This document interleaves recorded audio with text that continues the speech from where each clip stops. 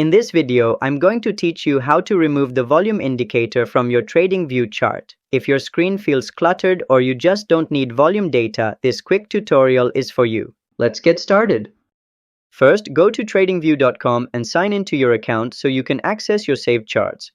Next, go to the Products tab at the top of the home page to find the available tools.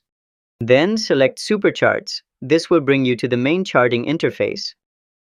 After your chart loads, look at the top left corner of the chart where the volume indicator is usually listed. Click on the volume icon or label and you'll see a small trash can icon appear. Click that to remove the volume display from your chart. Bonus tip: if you accidentally remove something important, don't worry, just hit Ctrl-Z or use the undo button on the top toolbar to bring it back instantly. And that's how you remove the volume indicator on Tradingview in just a few clicks. If this helped tidy up your chart, don't forget to like this video and subscribe to How to Tutor for more smart tips. See you next time!